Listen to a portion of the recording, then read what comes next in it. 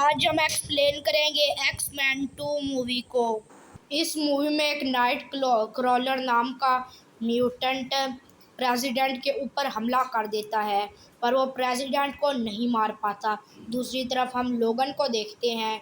लोगन अपने पास्ट के बारे में जानने के लिए अलाकाई लेक नाम की एक जगह पर जाता है, पर उसे उसके पास्ट के बारे में कुछ भी नहीं पता चलता।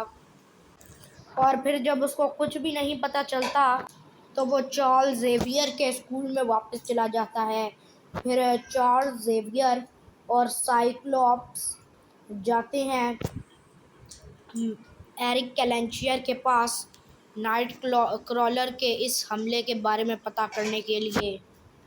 दूसरी तरफ एक्स-मैन के बाकी मेंबर्स पहुंच गए थे नाइट क्रॉलर के पास। फिर हम लोग विलियम स्ट्राइकर नाम के एक बंदे को देखते हैं। दरअसल नाइट क्रॉलर अपने काबू में नहीं था। नाइट क्रॉलर को विलियम स्ट्राइकर ने अपने काबू में कर हमला करवाया था। उसके बाद हम लोग एक्स-मैन के मेंबर्स को देखते हैं जिनके स्कूल पे विलियम स्ट्राइकर हमला कर देता है। तो फिर वहाँ पर लोगन विलियम से फाइट करता है और अपने स्कूल को बचाता है। दूसरी तरफ मिस्टीक जेल जाती है और वहाँ पर एक बंदे के जिस्म में डाल देती है लोहे को, और उसके बाद वो जब जेल के अंदर जाता है तो मैग्नीटो उसको मार के उसके अंदर से लोहे को निकाल लेता है और उसके बाद मैग्नीटो आज़ाद हो जाता है। दूसरी तरफ अब सरकार म्यूटेंट्स के पीछे लगे हुए थे। इसी वजह से एक्स-मैन के टीम वाले अभी खतरे में थे। इसीलिए उनके प्लेन के ऊपर एक मिसाइल आकर ब्लास्ट होता है और उनका प्लेन क्रैश होने ही वाला था। इनके एरिक कैलेंशियर उन्हें बचा लेता है। एरिक कैलेंशियर और फिर चार्ल्स जेवियर उन्हें बताता है कि विलियम स्ट्राइकर का बेटा जेनसन किसी के भी दिमाग पर काबू कर सकता है, और उसकी मदद से स्ट्राइकर ने नाइट क्रॉलर के दिमाग पर काबू किया था। और अब वो चार्ल्स जेवियर के दिमाग पर काबू करना चाहता है ताकि वो इस दुनिया के सारे म्यूटेंट्स को ख़त्म कर सके। और फिर उसके बाद जीन ग्रे जो कि दिमाग पढ़ सकती थी, वो नाइट क्रॉलर का दिमाग पढ़कर ये पता लगा लेती है कि विलियम स्ट्राइकर अभी कहाँ है। और फिर सारे एक्स-मैन के मेंबर वहाँ पर पहुँच जाते हैं। मिस्टीक लोगन का रूप लेकर वहाँ पर अंदर जाती है ताकि वो उस फैक्ट्री का गेट म्यूटेंट्स के लिए खोल सके।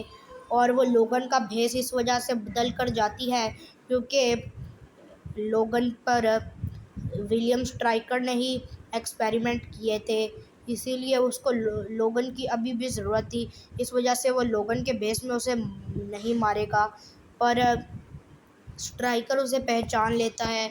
तो मिस्टीक उन्हें मार पीट कर वहाँ से निकल जाती है और फिर लोगन उस जगह पर जाता है जहाँ पर उसके ऊपर एक्सपेरिमेंट किया गया था, और वो इसके अलावा विलियम स्ट्राइकर को भी पकड़ लेता है और बांध देता है।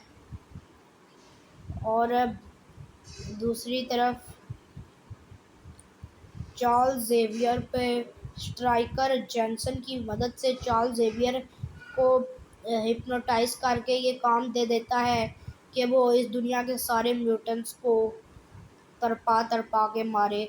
फिर सारे म्यूटेंट्स तड़पने लग जाते हैं सिवाय एरिक कैलेंशियर के, क्योंकि अपना हेलमेट पहना हुआ था और उस जादुई हेलमेट की वजह से उस पर चार्ल्स जेवियर की ताकतों का असर नहीं होता।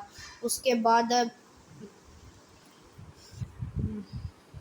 मिस्टीक वहाँ पर स्ट्राइकर का रूप बदल कर आती है और उसे कहती है कि अब तुम चार्ल्स जेवियर को कहो कि वो म्यूटेंट्स को छोड़ दे और सारे के सारे इंसानों को मारने लग जाए। फिर म्यूटेंट सारे आज़ाद हो जाते हैं और फिर एरिक कैलेंचर और मिस्टीक वहाँ से निकल जाते हैं। उसके बाद जब एक्समैन की टीम निकल रही होती है तो वहाँ पर एक बाढ़ आ जाती है और वो लोग वहाँ से निकल नहीं पाते, पर जीन ग्रे वहाँ पर अपनी कुर्बानी देती है और बाकी एक्समैन की टीम वाले बच जाते हैं। दूसरी तरफ फिर एक्समैन की टीम वाले वहाँ पर आते हैं सरकार के पास, और अब नाइट क्रॉलर भी उनकी टीम में शामिल हो गया था। वो सरकार को कहते हैं कि विलियम स्ट्राइकर बहुत बुरा इंसान था, उसने नाइट क्रॉलर के दिमाग को इस्तेमाल करके हमला करवाया था, इसीलिए सरकार एक्समैन या फिर म्यूटेंट्स के खिलाफ कोई बड़ा कदम ना उठाए। तो यही थी एक्समैन 2 मूवी की एक्सप्लेनेशन।